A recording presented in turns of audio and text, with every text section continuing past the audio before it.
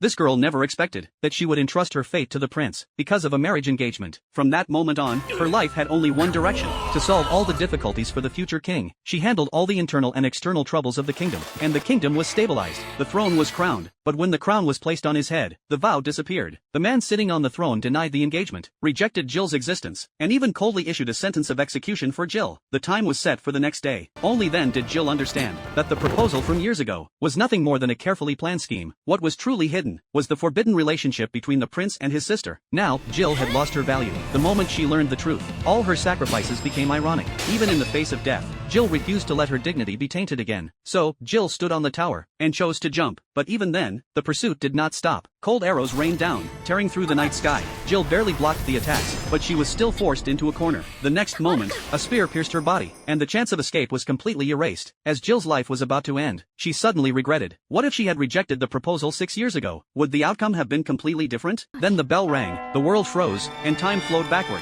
When Jill opened her eyes again, she heard the voices of her parents. Fate had sent her back 6 years, to the moment before the proposal. The same palace, the same scene, but Jill now had the memory of her rebirth. This time, she wouldn't become a part of the tragedy. Escaping became her only choice. But as soon as Jill stepped onto the terrace, Prince Gerard chased after her. He held a rose in his hand. Jill knew what Gerard was about to do, so she quickly made an excuse to leave, temporarily avoiding the proposal moment. However, she knew clearly that true escape required publicly severing all possibilities. As Gerard's footsteps drew closer, she went in the opposite direction. Jill grabbed an unfamiliar man by the side, and in front of everyone, she claimed that she liked this man. Everyone was shocked, and Gerard's smile disappeared. But what truly dazed her was the man's voice. It seemed that fate had played a cruel joke on Jill again. The man was Prince Hades from a neighboring country, the one who would one day burn her country with flames. What was even more ridiculous was that Hades, in the face of this sudden proposal, immediately accepted. The shock was too much for Jill, and she fainted. She was sent to a guest room to rest. Soon after, Hades came to visit. His concern was sincere, and completely opposite to the brutal image of him in Jill's memories. Before Jill could react, Hades knelt on one knee, asking her to confirm the proposal again, just to make sure reality wasn't a dream. Jill was completely stunned. Hades picked her up, his reason simple yet gentle. He was afraid she would catch a cold. Then he personally put shoes on her. The feeling of being cherished left Jill unsure of what to do. At that moment, the door was pushed open. Gerard barged in. He forcefully declared that the engagement still belonged to him, and accused Hades of overstepping his authority. Hades only smiled indifferently, pointing out that it was nothing but unwillingness after rejection. Then he prepared to leave. Gerard, in his anger, ordered for Hades to be captured, but the result was Hades carrying Jill away. Everyone just watched, as Gerard declared that no one could hurt Jill. He used teleportation magic, and the two disappeared from the spot. Their destination was Hades's country. On the ship, a large amount of clothing had been prepared, and Jill could pick whatever she wanted. But safety didn't bring Jill peace. Her parents were still in the old kingdom. Just as Jill was worrying, a strawberry cake appeared. Gerard told Jill to eat something first. Jill asked Hades